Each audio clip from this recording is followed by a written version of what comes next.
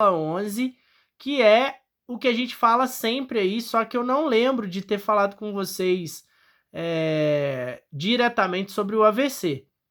Então, o AVC a gente estudou a vascularização encefálica e a gente estudou as áreas de Brodmann. Então, agora, falando de AVC, vocês vão conseguir assimilar melhor mais ou menos assim, a artéria que foi perdida e a função que está sendo comprometida, ok? Então, popularmente, a gente chama de derrame, né? Mas ele ocorre quando o suprimento sanguíneo é reduzido ou bloqueado. Então, se ele for bloqueado, a gente fala que é isquêmico. Se o vaso romper, a gente fala que é hemorrágico, porque aí vazou o sangue, que aí seria o famoso derrame mesmo, porque derrame vem de derramou, né? E o isquêmico necessariamente não derramou, só entupiu. Então, assim, a grosso modo, qual que você supõe que é menos ruim, o isquêmico ou o hemorrágico? Só pra gente ir no mesmo barco. Arrisca aí, fala aí, vocês já sabem, eu acho, né?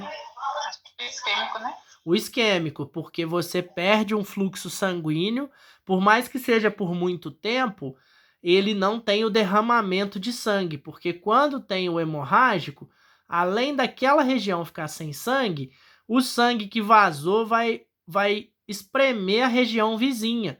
Então vocês entendem que a área vai ser maior se for hemorrágico? Sim, né? Então as sequelas serão maiores, tá? E até permanentes, né? Infelizmente. Então, esse é um cérebro aí, ó, mostrando. Eu vou arriscar aqui que seria cerebral média, porém aí ela tá fora do polígono de Willis, tá? Então, lembrando, essa região que tá aqui no cérebro vai perder parte motora, parte de função pré-motora do córtex, certo? Aí eu lembro a vocês que vai ser tanto o planejamento de movimento quanto a execução. E lembrando que se aqui é do lado esquerdo, paralisou o hemicorpo do lado direito, certo? Daí o termo hemiplegia, ok? Então, dentro dessa hemiplegia, a gente inclui a hemiparesia, que é a perda de força, e a hemiparestesia, que é a perda de sensibilidade. Ok, gente? Vai falando aí para eu andar, tá? Porque é pouco assunto, então vamos rapidinho para não ter muita churume, tá? Então, esse é o cérebro, né? Cortado num corte sagital. Então a gente lembra que o AVC pode ocorrer em várias regiões aqui, até no cerebelo, que é aqui atrás que vai pegar a região do equilíbrio. Nesse caso aqui, ó, ele já está pegando essa falta de oxigênio, está falando ali tecido com asfixia na parte anterior. A parte anterior, geralmente, vai estar a linguagem de expressão se for do lado esquerdo. Do lado direito vai ter problemas da linguagem de compreensão, mas aí o giro de Wernicke é lá atrás, certo? E vai pegar muito setor emocional, caso de depressão, caso de ficar aguçado aquela parte sexual. Às vezes os pacientes ficam só falando besteira, certo? Só pensando em coisas assim, falando a parte mais emocional mesmo, tá?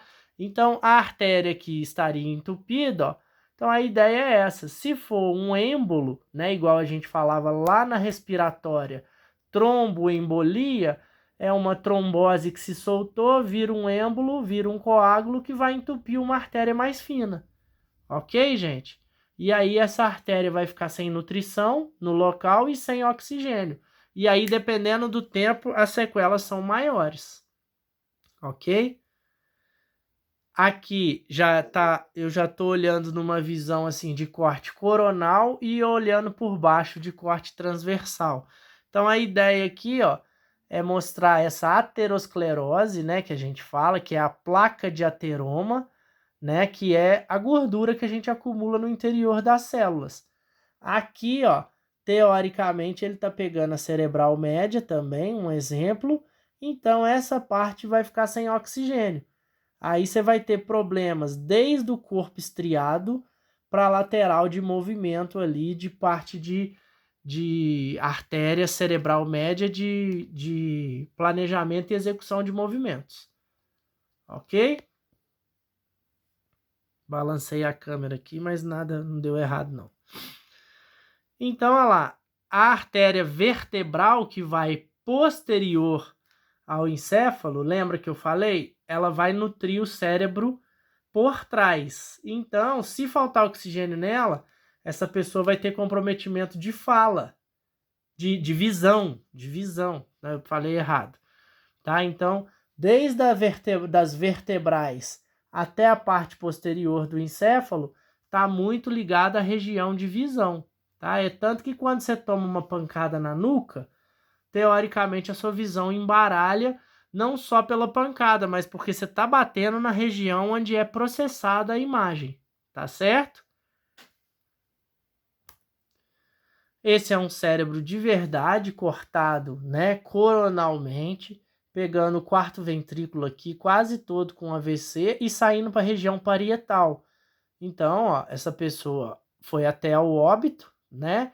Então, provavelmente o sangramento foi bem sem solução aí, levou a pessoa à morte, tá certo? Aqui é uma imagem de ressonância ou até eu vou arriscar que seja uma tomografia muito boa, mas eu vou votar em ressonância por estar vendo a riqueza de detalhes assim dos sulcos, entendeu? Então, esse AVC aqui, ó, tá pegando o lado esquerdo aqui, né? Só que esse cérebro, ele tá visto por cima. Então, provavelmente paralisia lá do lado direito, tá certo? Do corpo, né? E aí me respondam, por que que é invertido? Porque nas pontes lá, na região do bulbo, da parte para baixo do cerebelo, você tem uma região que chama decussação das pirâmides, que é onde cruzam a inervação. A inervação que era para o lado esquerdo vai passar para o lado direito e vice-versa. Tá certo? Vocês estão mudos, tá, gente? Não sei se vocês estão aqui, mas então eu vou seguindo. Olha aí outro caso, ó. Esse aí eu já vou arriscar um cadinho que seja até uma tomografia, talvez pela ausência aí dos sulcos, das comissuras, né? Tem tanto do lado esquerdo quanto do lado direito, nas duas setas ali, ó, com uma calcificação até. Ali provavelmente ocorreu algum tipo de vazamento sanguíneo, né? Que está ocluindo aquela região ali. Então é o que eu falei com vocês. O AVC hemorrágico, ele vai ser pior, porque além de ficar interrompido o sangue, tem o sangue que está espremendo a vizinhança, tá certo? Então a região vizinha é espremida mesmo sem estar envolvida diretamente com a artéria que foi rompida. Ok, gente? Então aí a gente entra nos tipos de AVC, né? Que é o isquêmico, é o mais comum, que quando o vaso que irriga o cérebro é bloqueado, e aí eu não sei se algum de vocês anota, eu sugiro que vocês ponham assim também, que existe o ataque isquêmico transitório, que nos hospitais eles põem como AIT. Então a pessoa tem uma interrupção do fluxo sanguíneo, mas transitória, muito rápida. Ela vai só passar mal, muito forte, mas graças a Deus ela não sofre a sequela do AVC, tá certo? Agora, quando entra em AVC isquêmico, já ocluiu uma artéria ali por um tempo maior que 5 minutos, onde começa a ter lesão do tecido, tá? Então, ali, ó, esse é o tipo isquêmico. Então, essa região que ia para essa artéria vai ficar toda sem oxigênio, tá certo? Lembrando que se fosse hemorrágico era pior ainda, que a mancha ia se espalhar por uma região maior ainda. A gente já entra no hemorrágico, ó, que é devido à ruptura de um vaso sanguíneo. Então, outro dia alguém falou assim, e aquela bolsinha que dá, gente, toda vez eu esqueço esse danado desse nome, aquela dilatação não é que chega a ser um aneurisma, né? Então, o aneurisma, ele vai inicialmente ser causado por uma isquemia e ele pode vir a ser uma hemorragia. E se for uma artéria de muita importância, a pessoa não vai sobreviver.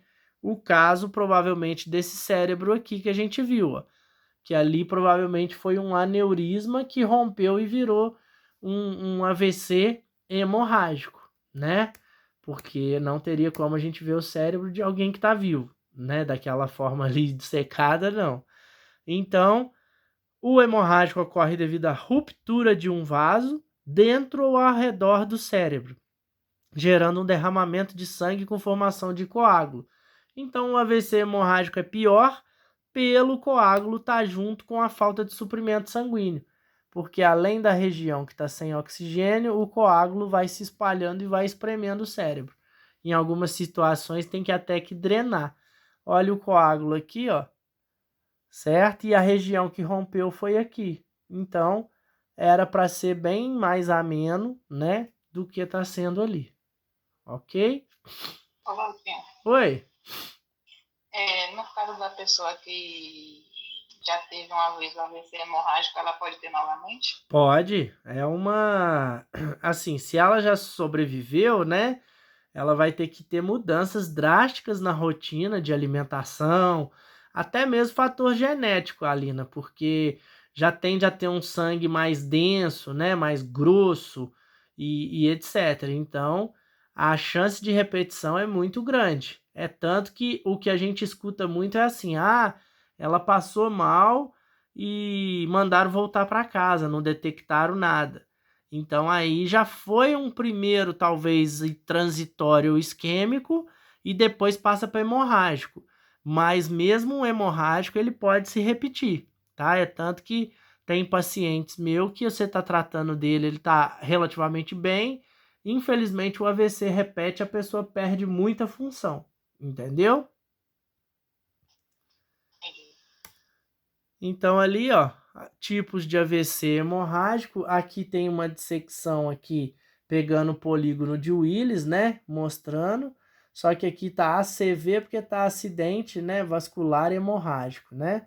E aqui as regiões que ele pode ocorrer são várias, né? Aqui são exemplos com cortes cortes coronais, olhando a faixa do cérebro ali, ó. Então, pegando aqui o lado direito, aqui já pegou mais o centro, região de bulbo, né, que vai sair para a medula, vai mexer muito com o equilíbrio por causa do cerebelo. Aqui já está pegando mais região de quarto ventrículo. Do lado de cá já passou para o lado esquerdo, ok? Então, são vários locais que ele pode ocorrer. Gente, eu falo isso muito com pacientes, com amigos, etc. O cigarro, na faixa de 40 a 60 anos, ele costuma cobrar um preço. Então a pessoa fuma e fala: ah, não, eu vou morrer de qualquer jeito. Mas depois dos 40, 50, 55 anos, a chance de o cigarro cobrar um preço é muito grande, tá? Então, dessa forma aqui, tá pegando até uma visão meio errada, porque essa artéria que está ocupada aqui, que está ocluída, vai ter outras que vão chegar lá em cima. Então, o isquêmico, na verdade, ele é menos ruim, que essa região aqui ficaria sem. O hemorrágico, o derrame vem na subaracnoide aqui, ó, e vai ocupar essa região inteira, tá? Então, essa imagem não tá muito boa para explicar o que eu tô falando, porque o AVC hemorrágico é pior do que o isquêmico, tá? Com raríssimas exceções. Pode ser que o cara tenha uma hemorragia num local onde não tem tanta função assim do cérebro motora, etc e tal, mas de alguma forma vai sofrer danos. Aí pode ser que o isquêmico seja num local mais importante do cérebro e aí gere uma patologia, uma sequela pior do que onde ocorreu o hemorrágico. Mas pau a pau, se for no mesmo lugar, um vai vazar sangue, ele vai ser muito pior, tá certo? Então, olha lá, ameaça de derrame. Quando um vaso é bloqueado por um período e depois o fluxo sanguíneo volta. Acontecendo isso, o indivíduo vai perder a função neurológica e recupera em menos de 24 horas. É um aviso de que tem alguma coisa errada, tá? Então a gente tem que ver isso aí, tá certo? Porque tem aquela história, a pessoa passou mal do seu lado, você pergunta o nome, você faz perguntas básicas para ver se ela está conseguindo responder. Se ela não tiver com uma associação muito boa, ela não vai te falar as coisas direito, você pode correr com ela para o pronto-socorro, tá? Então, as causas: idade avançada, obesidade, sedentarismo, alcoolismo, tabagismo, a arteriosclerose, que é quando a artéria começa a ressecar, né, que é um fator da idade, ou do cigarro, problemas assim, de ingestão de gordura demais também, tá? Placa de ateroma, que é a gordura lá dentro, que eu estava acabando de falar. Diabetes, que é o excesso de açúcar no sangue, engrossa o sangue também. Problemas cardíacos, né? E hipertensão, que vai forçar os vasos de dentro para fora, obviamente. Sintomas que indicam a ocorrência de um AVC. Eles não são somente nos AVCs, mas são um alerta, tá? Então, alteração do movimento ou sensibilidade de uma parte do corpo. Então, a pessoa começou a sentir o braço gelado, sem muito movimento, pode alertar, pode dar uma olhada, tá? Dificuldade para falar ou entender, dor de cabeça intensa e súbita, alteração da visão, visão dupla ou dificuldade para enxergar, tontura ou alteração do equilíbrio. E o que você faz nessa suspeita aí? Correr para o hospital, porque aí lá eles vão investigar o que está acontecendo, né? E vão tentar entrar com um vasodilatador, com uma medicação de dilatação dos vasos, histamínica, né? Para tentar que o vaso se desprenda, exceto se for hemorrágico, tá? Se for hemorrágico, se eles detectarem que o AVC é hemorrágico, às vezes por uma tomografia ou uma ressonância, aí o procedimento vai ser um pouco diferente, tá certo? Ótimo. Fala. Era isso que eu ia te perguntar, a respeito dos sintomas, assim, não dá para a pessoa saber, assim, para identificar qual é o tipo do AVC. Não, Aqueles químicos que é hemorrágico, né? só depois numa ressonância ou numa tomografia, certo? Mas nesses exames mesmo, que aí ela vai saber qual dos dois que ocorreu. E aí acaba que o vasodilatador vai ser usado, né, como prevenção. Só que se for o caso do hemorrágico, não vai adiantar, ok? Não vai resolver nada, né? Podendo até, às vezes, aumentar o sangramento no local. Infelizmente, são sintomas que, às vezes, o exame não atende ali tão rápido para ter atitude melhor, tá? Mas vale a tentativa, né? Porque se for um coágulo, se você conseguir desprender ele rápido, a pessoa fica até sem sequela, tá? Como descobrir as causas? Exame de sangue, radiografia, eletrocardiograma, ecodoppler das carótidas, tomografia computadorizada, ecocardiograma, exame de líquor, angiografia cerebral, doppler transcraniano. Então tem vários exames aí de imagem de artérias para você ver as causas do AVC, para ver como é que estão as coisas lá dentro. Certo? O que ocorre após um AVC? Eles vão apresentar déficits motores, né, diminuição de força, igual eu falei, metade do corpo é hemiparesia, ou perda do movimento é hemiplegia, ou perda da sensibilidade é hemiparestesia, né? Diminuição da sensibilidade proprioceptiva, sensação de formigamento, alteração tátil. Visuais, visão dupla, né, que é o diplopia, a pessoa vê como se estivesse assim, com estrabismo, vulgo caolho, que a gente fala, né? Hemianopsia e diminuição dos movimentos oculares. A pessoa também que sofre um AVC, ela pode ocorrer uma negligência de um dos lados, tá? Então, às vezes, você põe um prato de comida para a pessoa, ela não vai enxergar o que está do lado esquerdo do prato, por exemplo, ou do lado direito, porque ela tem uma alteração do visual que o mundo para ela do lado perdido vai deixar de existir. Então, se você der um barbeador para a pessoa, ela vai fazer a barba só do lado que ela enxerga. Entendeu? Umas coisas são muito misteriosas, né? Mas é função do cérebro mesmo, tá? perceptivos, alterações da imagem, esquema corporal, relação de espaço, distância, então altera todo esse campo visual aí da pessoa. Dificuldade para engolir, mastigar, a linguagem não sai direito, expressão oral, escrita ou de compreensão quando é o Wernicke, tá? Então essa pessoa vai pegar às vezes uma coisa, eu já falei isso milhões de vezes com vocês, vai pegar uma sílaba e vai usar o resto da vida. Às vezes ela acha que está conversando com você, tá? Vai falar sim, sim, sim, sim, sim e achar que está te explicando alguma coisa, ou não, não, não, ou qualquer coisa assim, tá certo? Cognitivos, alterações na atenção, memória, organização, planejamento das ações, execução, raciocínio, entre outros. Humor, né? Depressão e ansiedade, principalmente quando pega a parte anterior do encéfalo. Então aí eu tô lendo meio rápido porque são sintomas que, assim, vocês não têm como decorar, né? Mas tem como saber que são sintomas de AVC, tá certo? Aspectos psicológicos, ansiedade, depressão, instabilidade emocional, medo de repetir o AVC. Ali, ó, remoção da placa da artéria, na artéria carótida. Então tem cirurgias, né, que vão limpar, o médico vai colocar um stent lá dentro, geralmente essa limpeza é por dentro, vem com catéter, tira essa placa de ateroma, põe um stent, que é aquele metalzinho para a artéria não acumular gordura e não fechar ali na região, e aí a pessoa está, teoricamente, com aquela região livre de problemas, tá? Ela tem que se cuidar para não ter em outro lugar, por exemplo, né?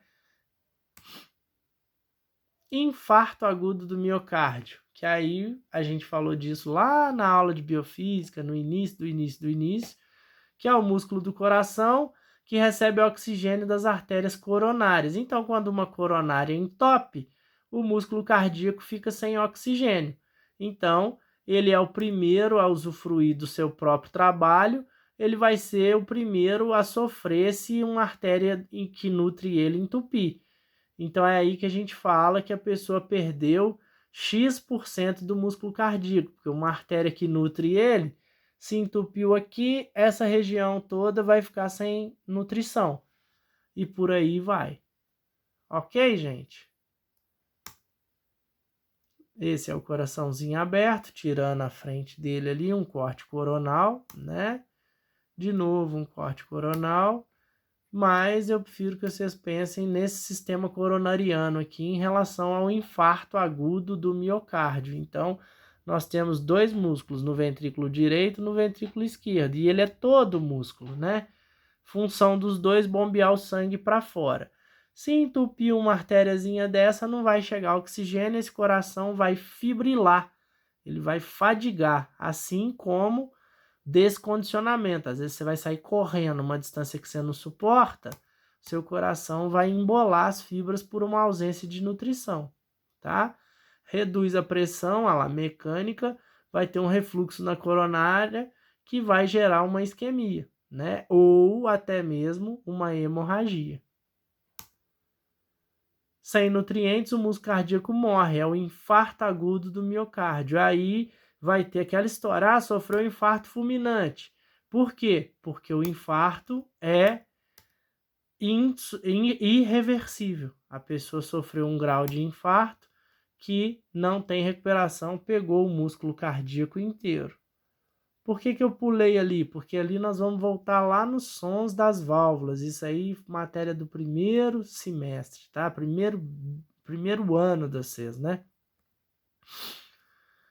Dúvidas, gente? Vou parar a gravação aqui, tá? Infelizmente o pessoal da gravação não vê as dúvidas, mas